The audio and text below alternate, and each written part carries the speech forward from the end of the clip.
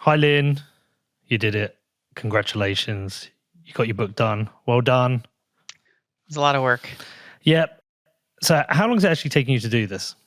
So I spent about a year on it as my biggest kind of side project. But really, it draws on the past probably 5 years of my work. It kind of summarizes. So like that year could not have materialized as quickly if it wasn't for the 4 years that preceded it. Well, thank you for sending us the advanced copy. When you have the PDF, you can't quite contextualize the size of it. But I saw you put a photo up on Twitter, and it looks like it's quite the book. Yeah, I don't write short stuff, so what I did try to do was make it accessible. So it's not I didn't make it as short as possible because there's really good short Bitcoin books out there now. There's plenty of really good ones that you can give someone and they can read it in a sitting or two. What I wanted to do was tackle it, among the more in-depth part of the curve. But not necessarily like that it's harder. It's just kind of, in my view, starting from a very complete foundation and building all the way up to Bitcoin. And there's not really been a book that explores it quite that level. There are some that are close, and I draw from them heavily. I try to build on some of the great books that have already been out. Yeah, so who do you hope is going to read this book, Lyn? Like, who are you targeting with this? So a couple different groups. I mean, one would be anyone who follows my work, whether they're into Bitcoin or whether they're just into macro and want to understand more about how money works. So basically, anyone who's found my work valuable over the past few years. It's funny. I often get people ask for like book recommendations.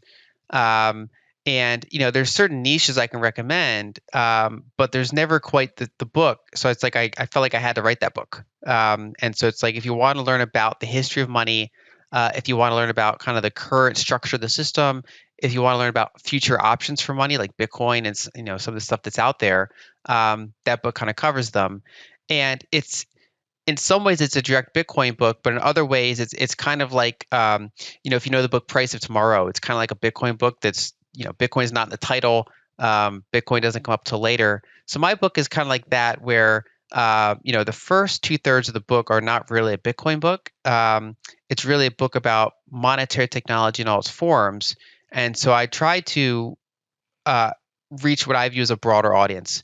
And I think one thing I do differently than other Bitcoin books is I explore some of the alternative views of money and try to reconcile those with ones that are more familiar to Bitcoiners. So when you look at a lot of Bitcoiner books, they'll often talk about the commodity theory of money, which I mean, it's a very good theory of money, but there are other ones out there like the credit theory of money.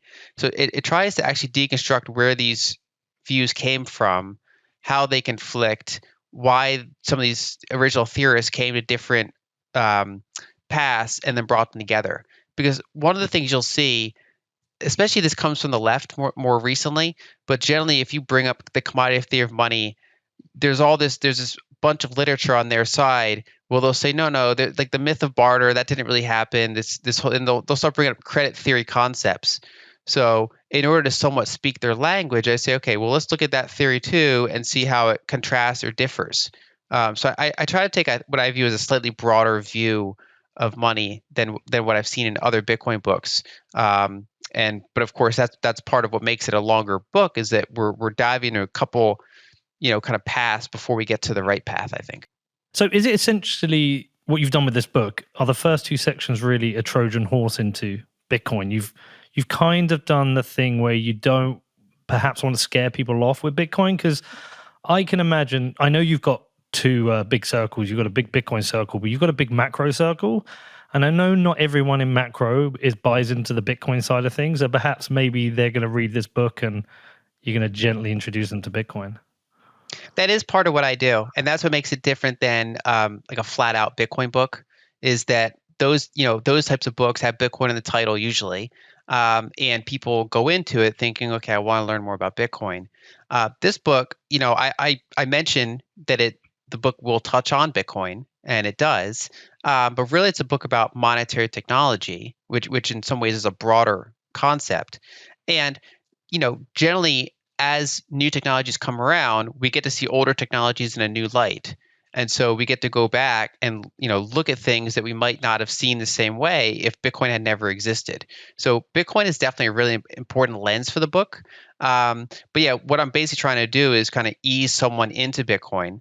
And from a Bitcoiner side, I think it would help them to have a stronger kind of background in monetary history and to be able to answer some of these alternative theories or criticisms in a way that some other books haven't quite explored. And then for the non-Bitcoiner or the Bitcoin curious or someone, they might be familiar with my work, they know I like it, but they never really took the time to understand it. I do think the first 2/3 of the book helps set up. So when I finally get to Bitcoin, it should be somewhat palatable, at least for anyone that has been interested in the book so far. Right. Well, I'll be interested to see what George Gammon thinks then. If you're listening, George, I hope you enjoy the book and you get a copy and talk to Lyn. Right. We wanted to make a show with you about this book from the second I knew you were making it, and then I spoke with Danny about it, and he said, really, to do this justification, we need to make it into 3 parts. So for anyone listening, we're gonna make 3 probably short 1-hour shows as a breakdown of the book that hopefully leads people into buying the book. And I've got a feeling this might be something I send out to my friends who I've really struggled, a lot of them, to get into Bitcoin. I was just in Argentina. It's very easy to explain Bitcoin to people there. They understand it. Here it's very difficult here in the UK because people don't have such broken money. So we're going to do it into 3 parts, the past, present, and future. So essentially the past being the emergence of money, and the present being how we've got to a place where money's become broken, and then the future and how we potentially fix it, or technologies that make money better. So we may cover some absolute basics here, Lyn, stuff we've covered before, stuff plenty of people who've listened to this show will have heard before in the past. But like I say, my goal here is to get this show out to friends and families and no-coiners who want to understand what's going on. So if some of the questions are a bit basic, excuse me, you've probably answered these a bunch of times. Okay, in the words of Robert Breedlove, what is money?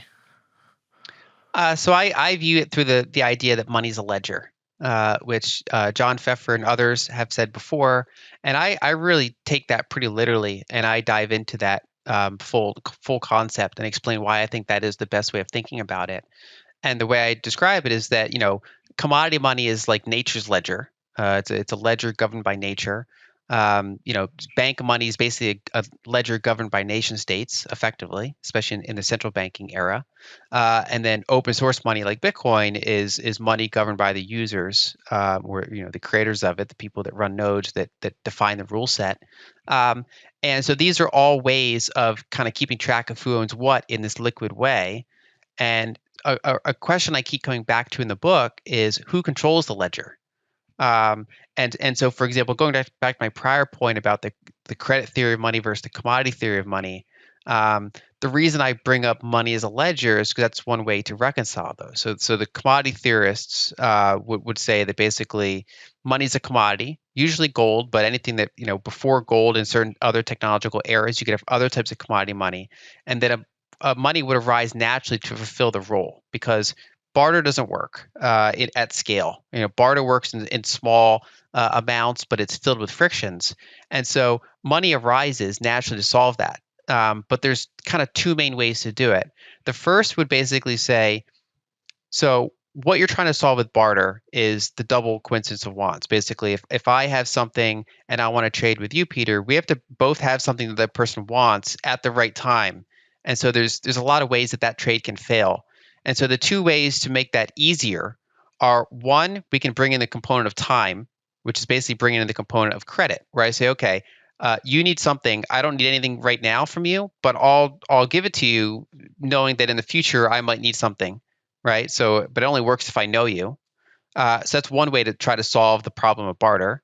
And then the other one is to say, well, we don't really trust each other. What could we trade on the spot that we both always want? And so generally, you get some sort of liquid commodity that becomes the one side of most transactions, the most saleable good.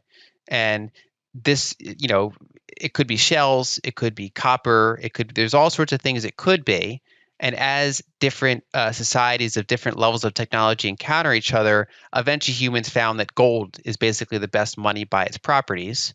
And so those are two ways in which we solve the problem of barter. And so I would say that basically money is a ledger that helps us, when possible, avoid barter and help make other transactions more efficient.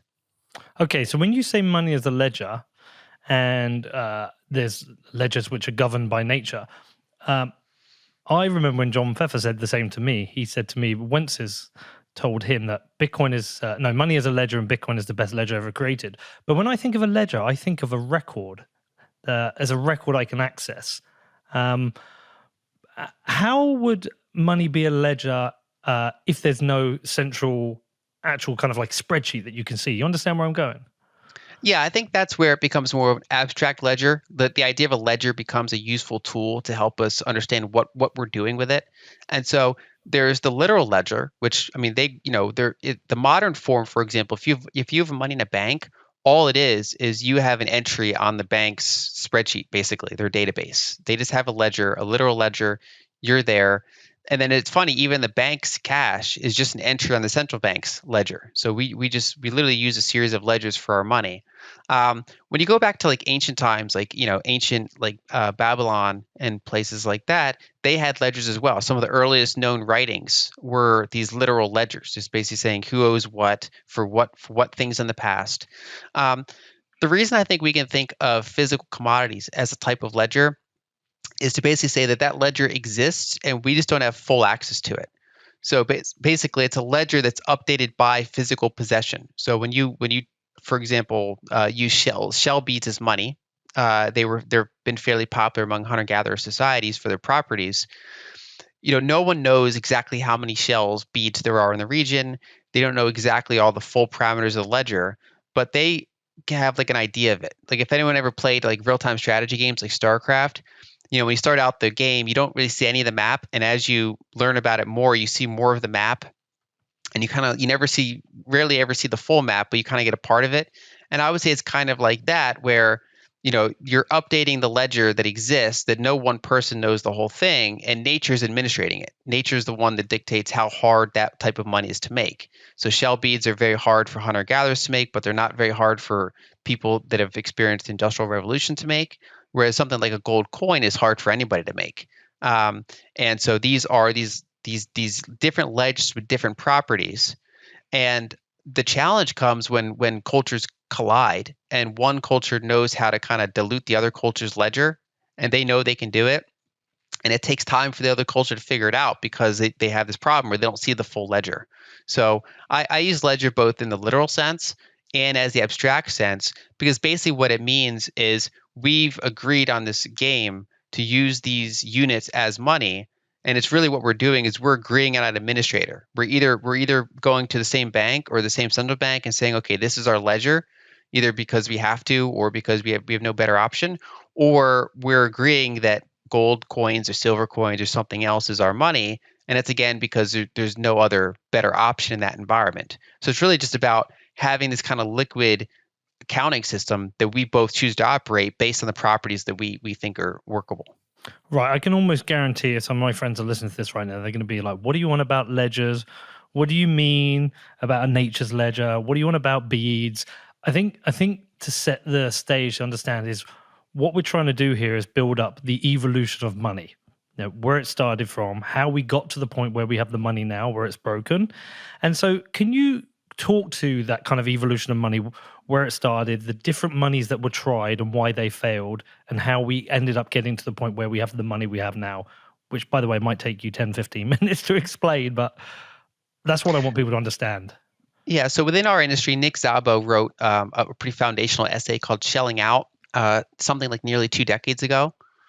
And then also there are a number of books like the Bitcoin Standard that I think covered this quite well, which is basically going back to some of the early history and seeing what type of money arose naturally and then what killed it over time. And so, for example, you'd have cultures where, and this was common in kind of the early cultures, is different types of beads, with shell beads being the most common, but it also could be teeth and other types of materials where money has certain properties. Like, for example, a store of value alone is not sufficient. If you have a house or a tent or some sort of like large item, it does have value to you, but it's hard to exchange with others. It's not liquid, it's not divisible, it's not durable, it's not portable. It's got a number of things that are missing from it. And so basically monies arise because they're better at those properties. They're these small units, they're divisible, they're ideally they're recombinable. So if you have a bunch of small units, you can put it back in a bigger unit. Um, when you trade with someone else, there's not a lot of difference between units. So for example, if I want to sell my house, I have to find a buyer that wants this specific house, which is different than its neighbor houses and even more different from houses 5 miles away. They have to want this, specific size, this specific quality, this age of a house, all these kind of unique properties. Whereas a gold coin is pretty similar to any other gold coin, at least of a similar size. Um, and so basically you have this situation where monies arise, and it's usually in those early days a commodity. And shell beads are a type of commodity in a way, or they could be a more elemental commodity. And so as different cultures ran into each other, you'd have some cultures using shell beads, other ones using cocoa, you'd have other ones using salt, other ones using furs. And basically, those were all these kind of monies that serve the role good enough to make barter easier to do, especially when combined with the idea of social credit. So when social credit exists within a smaller group, they didn't necessarily have to exchange these items with every transaction. It's only when they wanted to either settle after, they might have done multiple kind of credit-based transactions and then they want to settle with themselves, or when different groups that don't know each other well come across each other and they want to trade without knowing each other. So the combination of both delayed settlement, so the idea of credit, and the idea of these commodities would arise. And so humanity on all these different continents went through all these different iterations. And both my book and others kind of goes through and catalogs some of the examples that arise. And like I said, they range from shell beads to cocoa, even feathers. But a general convergence that occurred is that as people went through the Industrial Revolution, they could make almost all these types of things way more readily. They could go and use mechanized processes to make like 10 times as many shells. They could go and collect all the furs and the feathers. And so they could basically devalue the money that these people were using. But the two commodities that were very, very hard to devalue, even with modern technology, are things like silver and gold and really the full stack of precious metals, because they're far rarer. They have a natural inbuilt difficulty adjustment. So we've already, the ancient people already got a lot of the easy surface deposits of gold.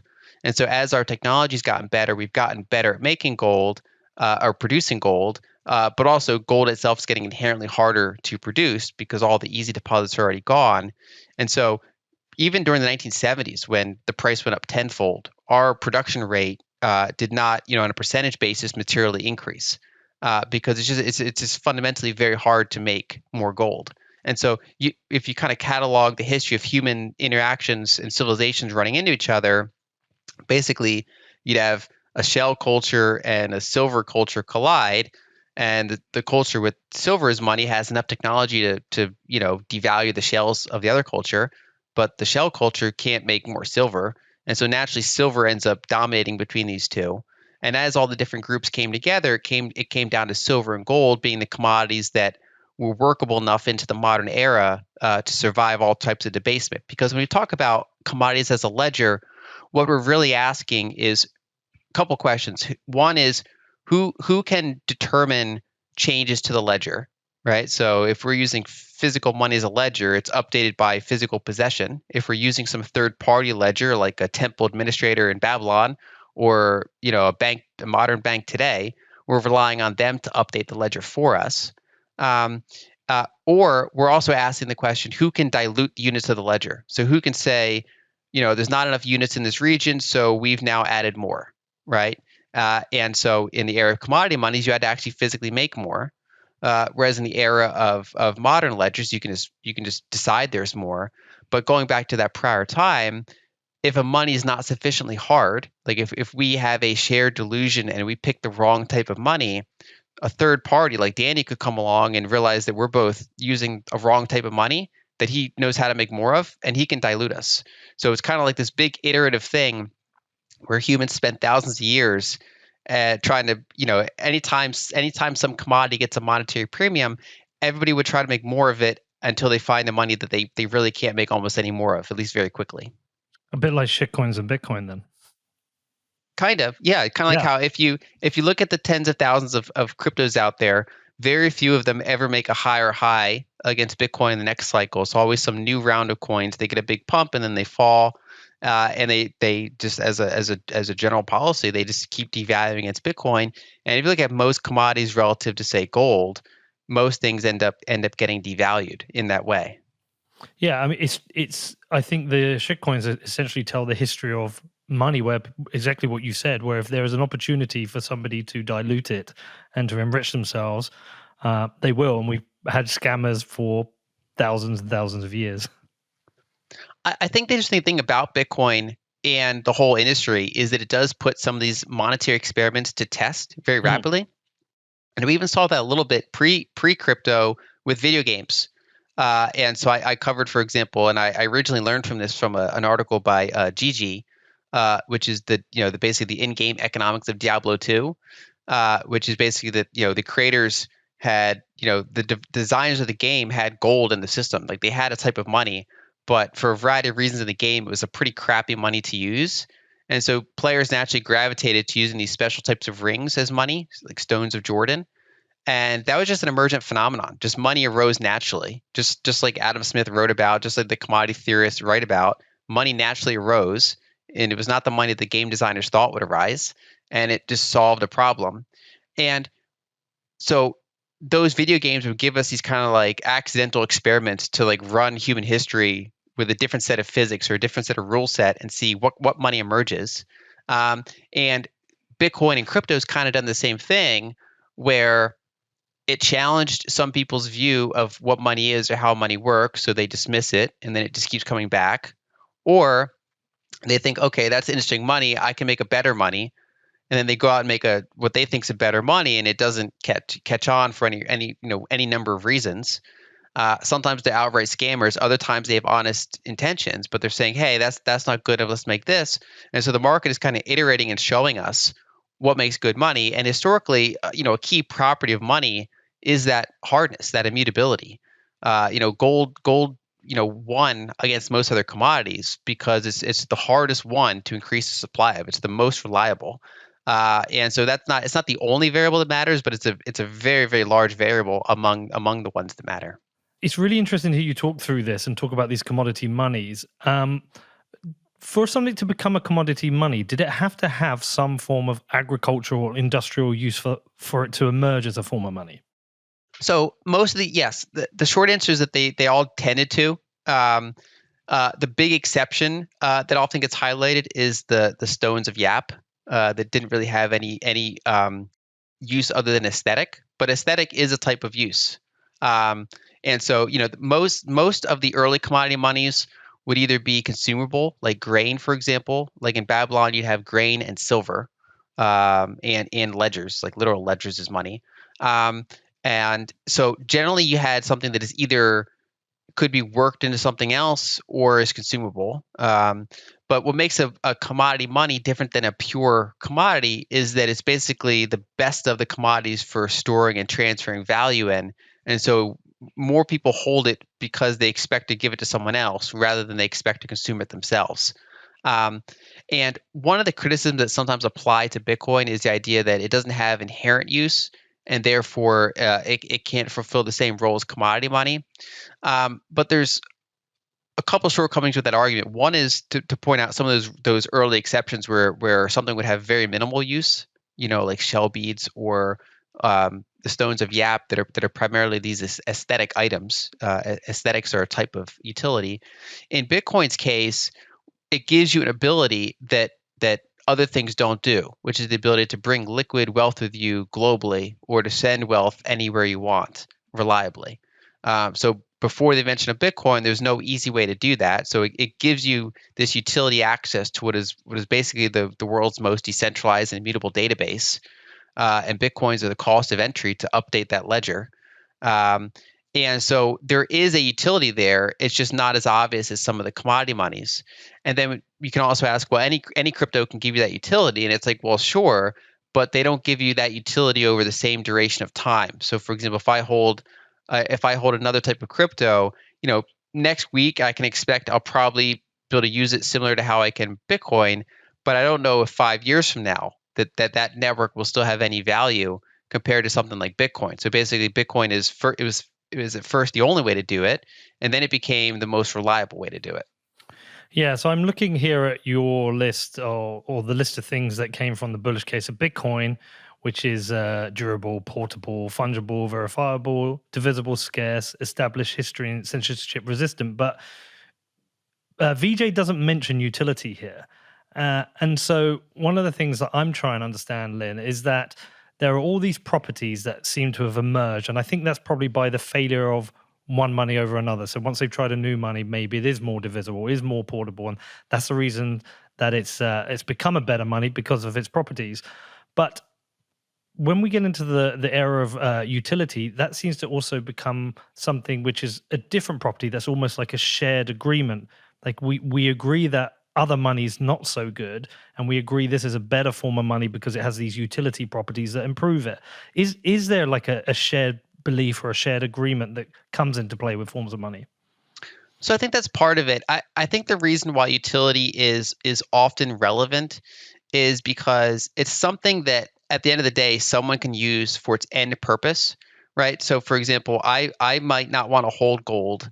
I might not want to wear gold jewelry, in other words, but I know that other people do, and so I understand that holding gold coins gives me that option that I can sell to someone, almost anyone in the world, who either wants it for similar reasons that I do, or for someone who actually just might want it for its end purpose. Similar with Bitcoin, where I could hold Bitcoin. I might not even want to use it for a while until there's more merchants that accept it, for example, or until the tax situation around it is different. But I'm holding it for the optionality, and there are end users that will actually want it for its very specific end use. That it's for their purpose a better medium of exchange or a better tool than any other type of money. And so I would describe utility as something that it's part of what creates a spark of demand that would lead us to think that this will be a useful type of money. Uh, Sometimes it's an end purpose. Other times it's because it's better at being money. So, for example, the dollar has no intrinsic value, but the benefit of a bank ledger is that before the invention of Bitcoin and cryptocurrencies, is one of the only ways to send money quickly, and they basically reduce the frictions of trade. And so you can't eat a dollar, but dollars are still useful enough that they could, with various kind of, you know, um, mandates, make it workable. Um, so I think utilities, it's one of those things where as we got better at money, we generally gravitated towards less utility over time. So some of the earliest monies, the utility role would be a bigger part of it, like grains is money, for example. That would be a bigger share of its overall value. Whereas generally, what we would do is gravitate towards things that we actually don't use that often, like gold, because all of the utilitarian things is generally stuff we get better at producing because we need it more often. It's not as rare. We evolved to need it for a reason. It's because it's common. So we'd figure out how to make more of those. And the things that we don't need as much of, like say shells in a hunter-gatherer environment or gold in a modern environment, those are the things that end up having longer staying power, ironically, because utility is actually a much smaller part of what they're useful for than everything else. It's one of Peter Schiff's biggest criticisms of Bitcoin, where he talks about it having no use outside of being money. When he talks about gold having industrial uses, etc. How much have you looked at the growing use of Bitcoin outside of just being money? And I know its inherent properties of money make that work, but let's talk about perhaps like the mining sector, or even this emergence of the ability to use Bitcoin to send dollars around the world. We know that people like the security of Bitcoin, but we know in certain places in the world they want the stability of a dollar, and so people are building the ability to send dollars on the Bitcoin network. Does that mean it has a different utility, a similar utility, like rather than industrial utility, maybe a financial utility, which is not the Bitcoin itself? I think especially in the intermediate term, yes. I mean, basically, when we think of Bitcoin, there's like this age-old question, like, what is Bitcoin? Because it's like Bitcoin keeps revealing new facets of itself to us, or at least like if you go back at like the Bitcoin talk forums, most of these things that the market is still discovering were like addressed early on, and different facets of Bitcoin take on more meaning once something gets developed, like say Lightning, or when AI comes around, or when stablecoins are invented. These sort of things add new ways to think about Bitcoin or to use Bitcoin. Um, the way I would describe it is basically what a blockchain is a decentralized database, and it just so happens that the killer app for a decentralized database is money, because money is constantly looking for what is a ledger we can all agree on. We might agree to use dollars because it's the fiat currency of the most powerful country in the world right now. We know that over the course of the next 6 months, they're probably going to be fine dollars, and so we can use that workably enough. We might use gold because we both understand that it's the commodity that's best kind of useful as money. And with a database, when you find one that's sufficiently decentralized and immutable, and you say, wait a second, this is basically money in a decentralized cloud. I can hold a unit of this or units of it, and I can either send it to anyone, or I could remember my words and travel around the world and reconstruct my ability to access it there. And so there is that utility aspect. And I think the vast majority of its long-term usage will be for money, just because money is such a big application and it's so suitable for it. But there are other things like data storage. People have put arbitrary data into the blockchain that they want to preserve there. It doesn't prove that it's true, but it proves that it's not tampered with from the point of insertion. And so it could be putting culturally relevant books in there. It could be timestamping other systems into it. Whatever the case may be, I think that is a long-term use case that I expect it to be smaller than money. Um, and then there's other things. Like you can use it as a network. Like you can use Lightning as a network to run around stable coins, for example, in a way that is cheaper than Ethereum. That's a similar reason why Tron popped up, is because people wanted to use Tether more cheaply than they can use it on Ethereum. And so generally between Bitcoin and stable coins on other networks, money's been by far the dominant staying power use case for this whole field of technology. And most other stuff becomes like a narrative and then it's kind of fades away into either obscurity or at least a smaller market. One of the topics that I had never considered with money going back 6 years, when I was getting first deep into Bitcoin, was the idea of scarcity. It's nothing I'd ever thought about. I didn't understand inflation. I didn't know why there was 21 million Bitcoin, although I learned pretty quickly. But can you talk to why scarcity is important with money, but the fine balance between having the right scarcity and why extreme scarcity would be bad for money? Yeah, so money at the end of the day, when you look at some of the literature, basically like Mises or further back, it's the most saleable good, which means it's basically the most liquid good. Like what good could you bring with you as a bearer asset that you could find someone pretty quickly to take it off your hands at something close to the market price? Like if I have a fine bottle of wine that's worth like, I don't know, $300. If I just wanted to quickly dump that on the market somewhere, most people don't know how to evaluate wine. Most people don't even know. So it's a very specific type. And so I'd have to find someone and probably give it to them for like $100 or something like that, because I'd have to find someone who basically there'd be a lot of slippage in that transaction unless I happen to find this like right wine shop, right? So it's like unless there's certain areas where I could get full retail price or full price for it, but the ease of which I can do it is low because there's low liquidity, low fungibility, that kind of thing. So when you have a good money, you have one that's got plenty of liquidity, plenty of accessibility. And the fine line there is if you have a money that is not divisible enough or not fungible enough or is like hyper rare, like it's like rhodium, for example. Most people don't have any. Most people don't identify it, and so just because it's super rare doesn't mean it actually gets monetized. And so it's kind of a weird accident of history that the things that get monetized are things that are quite rare, but that they're already widely held. And so those tend to be things that are hard to make, but that they're long lasting once they're made. And so we build up pretty significant stockpiles. And that's where, for example, Safety popularized the idea of the stock to flow ratio, which is different than the stock to flow model. That's different than saying you can predict the price of Bitcoin based on it. But it is saying that for a money, generally, instead of looking at extreme scarcity like rhodium or meteorites, things like that will, they're so rare they have liquidity and fungibility and divisibility problems.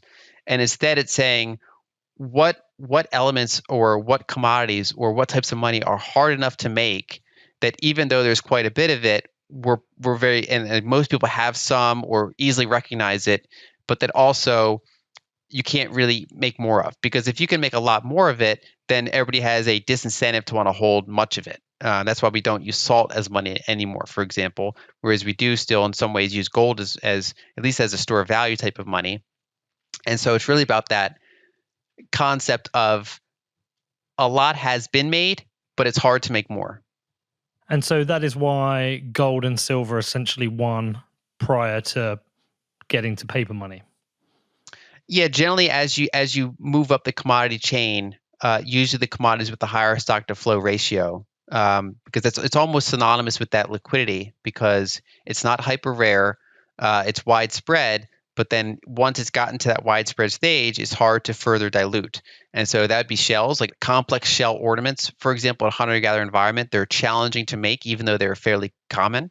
And the same thing would be true for, say, gold and silver in later eras. We kind of steadily moved up from using things like grains as money, which have a low stock to flow ratio, to moving towards things like gold that have a very high stock to flow ratio.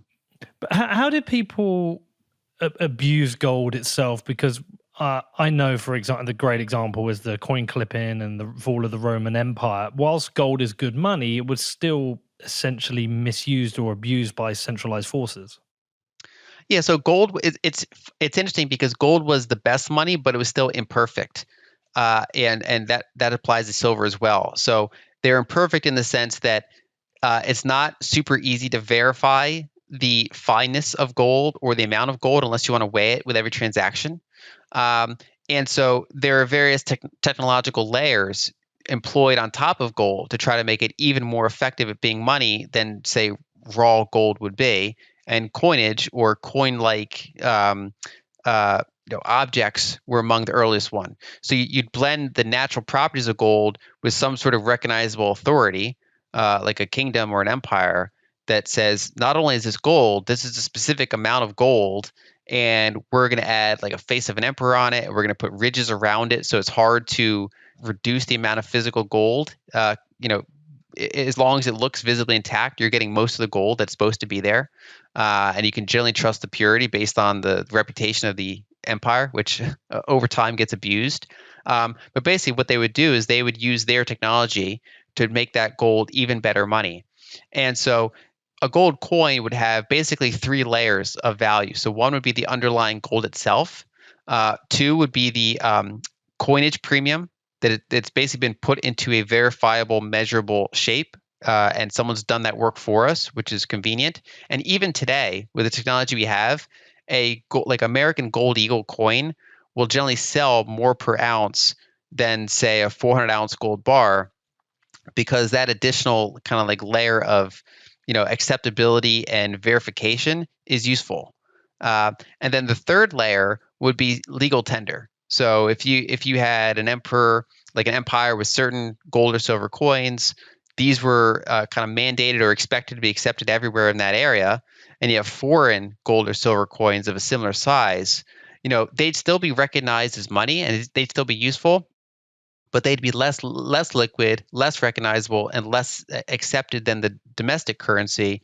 And so they'd often trade at a slight discount when they're outside of their own jurisdiction, because it's just like it's a foreign object. It might be a slightly different size, and therefore it doesn't easily fit into our calculations. It's less easy to prove that it's the real thing, and so you'd have that third layer of value.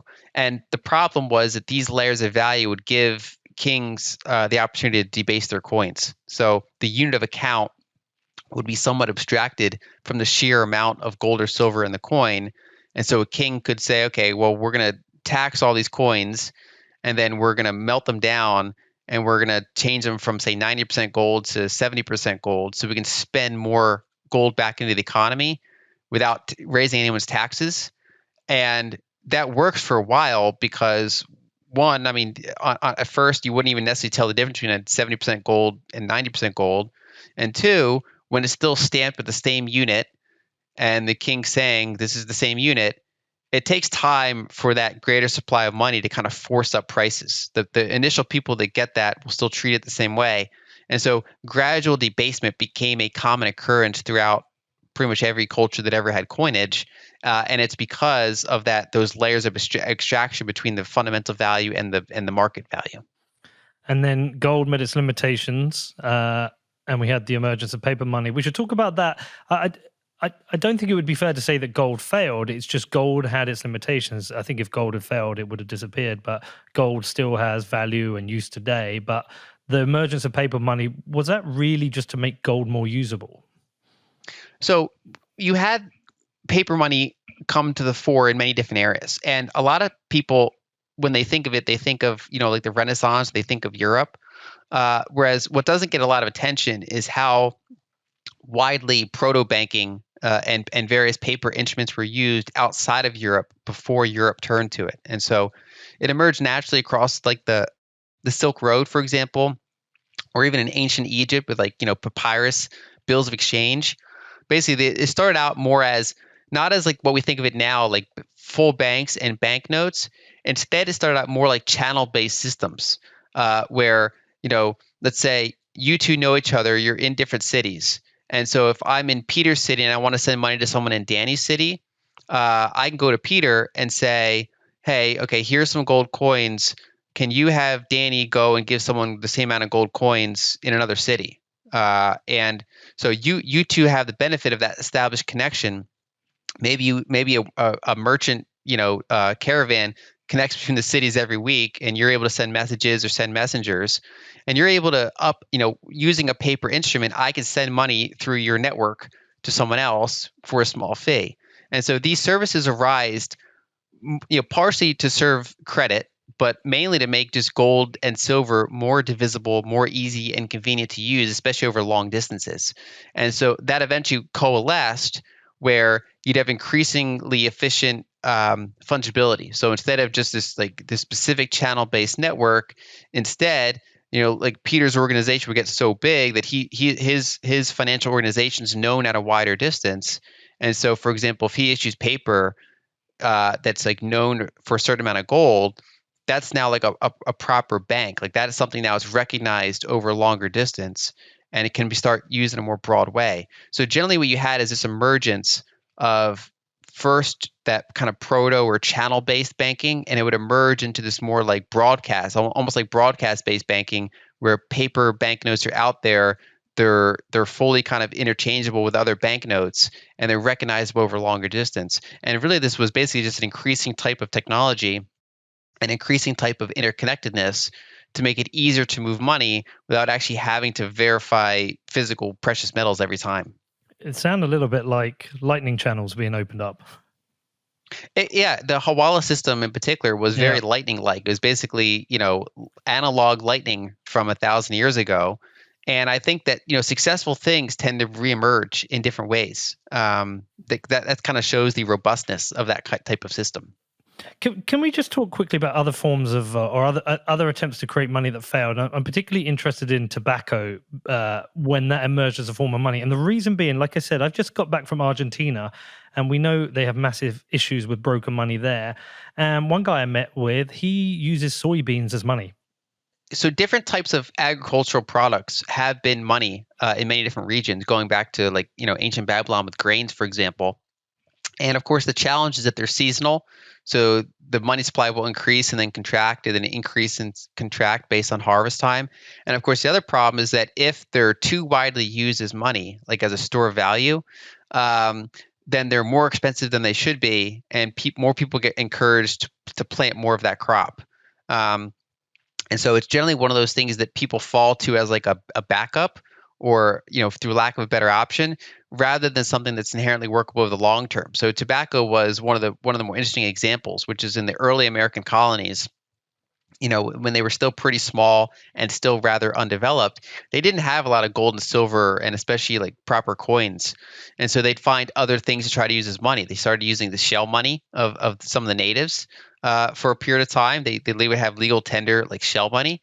And then they also turned to tobacco money because tobacco was a major crop. And compared to other types of agricultural products, is pretty high value density per size and weight. And so it could be used somewhat for that role. But then the problem is because it doesn't have the properties of gold. So if too many people are holding tobacco is more expensive than it should be. So more people say, well, I'm going to plant tobacco then. And then the states would say, well, only certain people can plant tobacco because we have to, it's not scarce enough. So we have to artificially make it more scarce.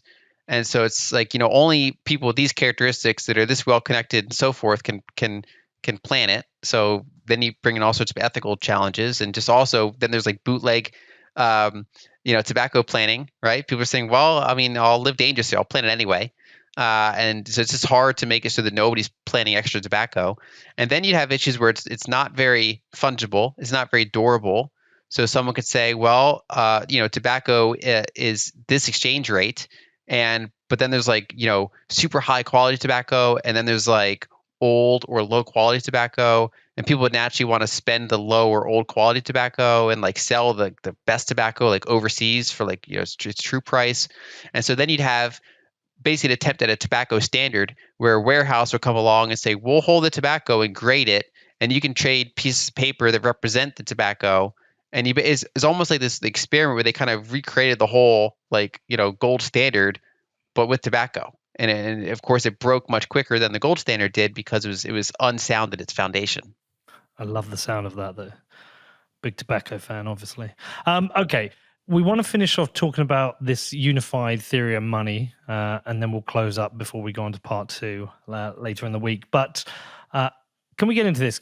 Can you explain the credit money and commodity money, what they are and what their differences are, just so people understand, and why and how they both exist? Right. So the commodity theory of money basically asserts that due to the need to satisfy the double coincidence of wants, in order to make trade easier to do, a commodity will naturally rise in a culture to serve as money. And it doesn't need the state doesn't have to impose it. It doesn't have to come from some authority. It'll just kind of emerge naturally. And as different types of monies run into each other, the better types of monies will win out. And so in any given region, that money will be the most liquid, the most saleable, the most recognizable good to serve as one side of every transaction. And the literature on that goes back literally to like Aristotle of ancient Greece. And then it was Adam Smith kind of revitalized the topic in modern economic literature. And then the Austrian school focuses heavily on the commodity theory of money. And basically, it's a full focus on how money tends to rise naturally, and that it relies on nature's scarcity to determine, why is gold better money than tobacco, for example? And it's like, well, because we haven't found a way to break gold in a way that we know how to break tobacco, for example. And so we keep iterating, and cultures keep finding each other until we find what is the best of all commodities is money, and the answer is gold. The credit theory of money came about somewhat later, although in some ways you could arguably trace it back to Plato. But basically, it's a newer type of theory of money, and they basically say commodities are irrelevant, superfluous, and money is nothing more than basically this shared mental ledger that we all have. And so if some authority like an empire or a kingdom or any sort of government, or even like just a small community like a town, decides this is what we're going to use as money, mostly just credit, just information, just keeping track of who paid who for something else, they say that makes money. And when you have, basically the origins of chartalism or the state theory of money, they'd basically say what gives a credit money its demand is authority. So a tax authority can say everybody owes dollars in taxes every tax season, and they're only payable in dollars. And so everybody in that society now has a demand for that commodity, for that unit of account, as long as that government has the power to make that argument, and as long as it's a workable enough system that people put up with it. And so, generally those have been the two kind of competing theories. And Where the credit theorists started to make some degree of inroads is that they would go back and look at modern hunter-gatherer societies. They look at older societies, and they would say, hey, the standard description of barter doesn't seem to come up as often as we'd expect it should. So they would say, if the commodity theorists are right, we should see barter become more common until money gets emerged and fixes the problem. Instead, what we see is that there's extensive uses of credit or gift credit in hunter-gatherer societies before they even get highly specialized, and therefore that they've been able to circumvent the problem of money in some ways, at least some of the time, without having to resort to commodities. They can just resort to their own mental ledgers, doing favors for each other and then reciprocating later, or having some sort of like community system to run this type of thing. And so what I focused on in that chapter is, instead of dismissing the credit theory of money, I would say, okay, let's take this seriously. Let's actually explore the details of how we get here, and then where it might go wrong. And so, in general, what I did was I acknowledged the historical aspects of the credit theory of money, to basically acknowledge that credit is in many ways at the origin of money in a similar way that commodities are, and that it really just comes down to who are we trusting to administer this ledger. That's at the end of the day what this means. So if we trust the state, or we trust our local town, like our temple administrator, like in Babylon, the temple administrators would basically be running the literal like clay tablets, right? If you have some sort of organized system, there's efficiency gains to be made from that. But of course, that type of system can break. Someone can literally break all the ledgers. Some king can just decide, the unit of account has been halved from here forward. There's all sorts of things you can do when you have that kind of centralized power. Whereas if money is silver coins or gold coins, or very hard to make shell beads in a certain level of technology setting, that money is much harder to cheat because no central authority can come and just change the rules. And so throughout society, you'd have this kind of like these periods where commodity money would take over more, used as a result of a breakdown in society or war or things like that. And other times where you'd have quite a bit of organization and people would gravitate towards these more credit-based types of money. And so what I did is just kind of break them down and say, well, let's examine both types of money and make sure the person using that money understands the source of scarcity for that money and how the rules can be changed in ways that might not be able to be changed in another system. Yeah, that's what I was going to ask. Like, what is the argument between the two theories? Because we clearly have both forms of money now. I personally, and similar to you and Danny, we all value commodity money more, certainly more on the Bitcoin side of things, and that's because we understand the flaws, the inherent flaws of credit money. But what is it? What is the argument they're having? Is it those who support the credit theory of money believe that is the best form of money? What's the argument? Usually they would argue that it is better, or I mean, you'll find different types of them. Generally, it's more from like a left type of fiscal view. So the idea that the state should have more flexibility over its spending. And so the general idea there is that a state should not be confined by the amount of gold. They would kind of list that as arbitrary and say, why should the amount of gold in a region dictate the spending and the taxation of the country? And so they would say this is perfectly workable to have another system that doesn't tether itself to a specific amount of metal in a region. And they would say that this is a more efficient and more effective solution. A general tendency that you see is from people in that camp is, one is that it emerged a lot after the invention of telecommunication systems. That's really when the theories would actually get some power behind them, which is that when money started moving a lot faster than metals, the abstraction between money and metals started to widen. And so there are more of these like thought leaders popping up and saying, wait a second, do we even need the metal then? If we're just basically updating ledgers between each other over telecommunication systems, do we even need the coins anymore? And what they would generally do is be over optimistic on how well the state would administer that ledger system. And so you'd have some early credit theorists say, I bet if we didn't back our money with gold anymore, our money would actually probably get more valuable because look, they're making more gold every day. Maybe our money would appreciate versus gold, and of course it never does. But in general, yeah, their view was that uh, that gold and silver are outdated as money. Um, and they'd even generally go a step further and say they weren't even as important in the old days compared to just maintaining reliable ledgers.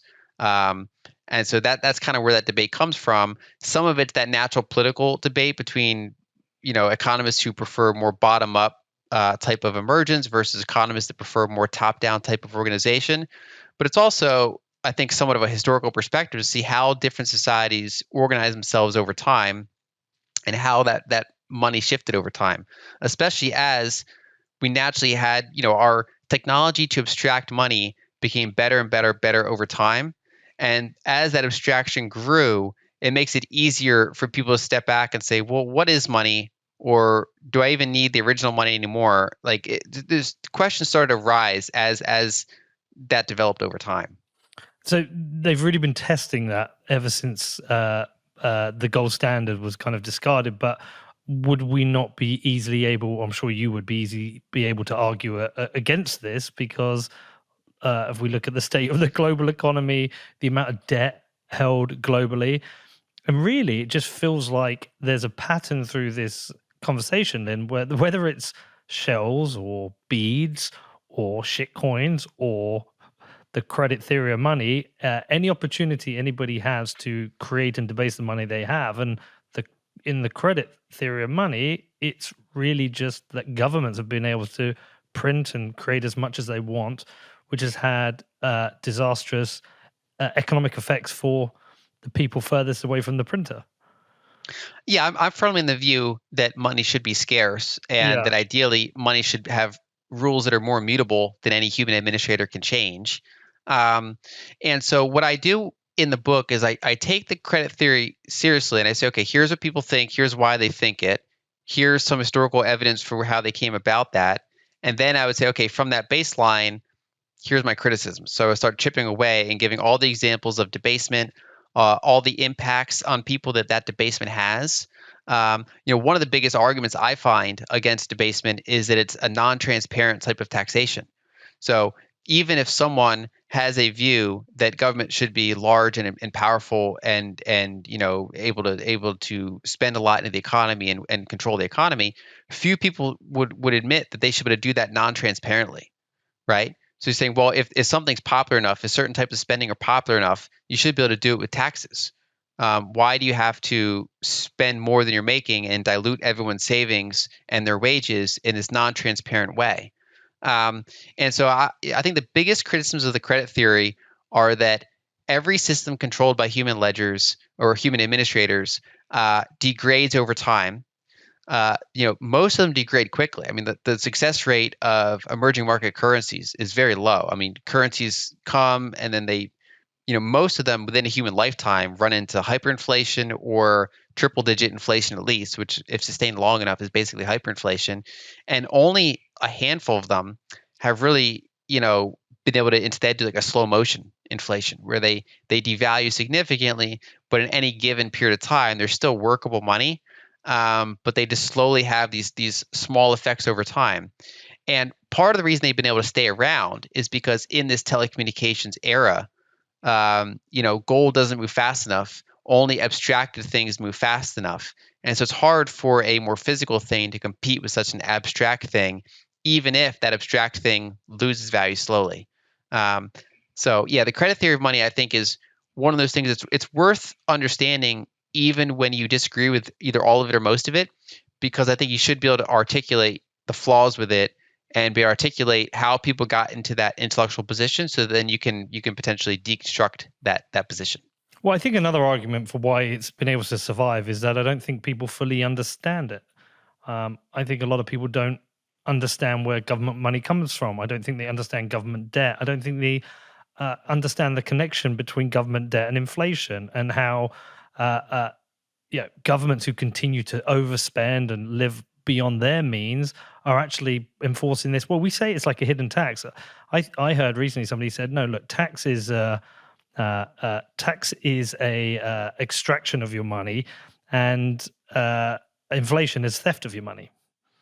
I think that's a reasonable way of looking at it if especially if you don't know what's going on, right? Yeah. Because and even the people that talked about inflation originally, like Keynes, for example, would point out that it partially works because people don't know what's happening, right? If in some ways, uh, if for example a government had a 2% inflation target, and they met that reliably, and it was actually reliably measured, you could say that it's not theft in the sense that it's transparent. It's just like it's a type of tax that exists out there. That if you hold money, you're slowly going to lose some of its value to this type of inflation dilution tax.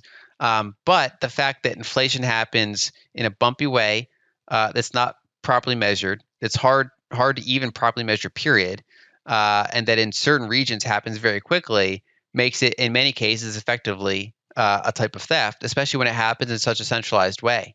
An example is, in 2016, Egypt just cut its currency in half overnight, basically, compared to the dollar. And so every single Egyptian, not only were their savings devalued, but their wages, were now devalued on a global scale. And now the burden of work is on them to try to negotiate higher wages. And if they came to their employer the next day and say, hey, the currency got cut in half, so I need a 100% wage increase, which is not because I'm twice as good as yesterday. I'm just trying to get my prior dollar-based wage back. The employer would laugh them out of the room. They'd be like, you're not going to get a 100% increase. I'll give you a 10% increase. And so they basically, their wages in a global purchasing power dynamic got devalued. And it's partially, and that's not, that's one specific story, but that happens over and over and over and over again in dozens of different countries. Sometimes it's because that country messes up something with their ledger, and other times it's because the IMF comes in and says, hey, if you want to keep playing with our system, you have to devalue your currency. And that's actually part of what happened in Egypt's case. And give us your resources.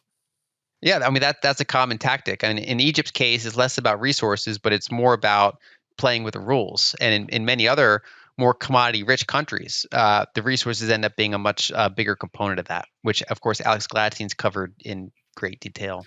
Well, I'm talking about it over and over because I only got back last week, but my experience in Argentina was fascinating in that they've devalued the money so much that more and more people are being pushed into poverty. It's now something like, I think it was 42% of people now in Argentina are living in poverty, but it's also, that is a large voting bloc.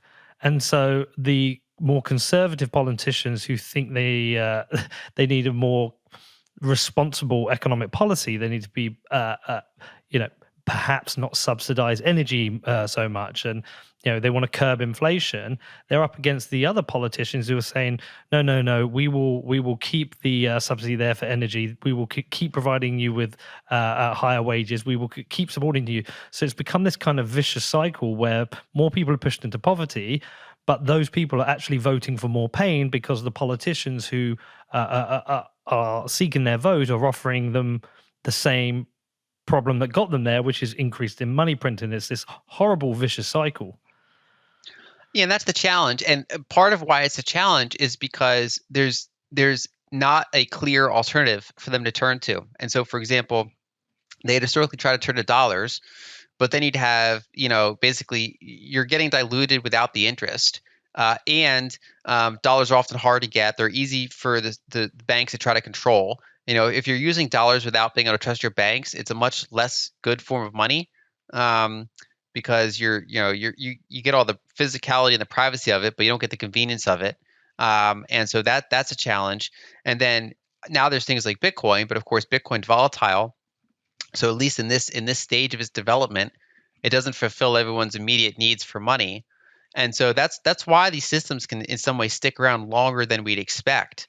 When the U.S. went off the gold standard went off the Bretton Woods system over 50 years ago, for example, many people thought it would only last a decade or more. They thought by the end of the 70s it would all just hyperinflate away, but they managed to keep the wheels on the cart for quite a long time. And of course, they've had tremendous devaluation, they've had tremendous issues, but there's just not been a better alternative that's as fast and convenient. And you find that similar thing in all these countries that fail quicker, which is that even though they turn to things like the dollar, they turn to Bitcoin, they turn to stable coins, whatever the case may be, nothing quite fills that void. And so the local currency issuer still has some degree of workableness. It's not like completely wasted money, and it's still able to devalue at, say, a double-digit pace, or in some cases a triple-digit pace, rather than just like a seven-figure pace right away, because there's still some of that residual value there, at least until I think Bitcoin matures and starts solving more purposes. Yeah, great. Well, listen, I think we've covered the history of money. Anyone listening, go and buy Lyn's book. We'll link it in the show notes. Definitely buy it.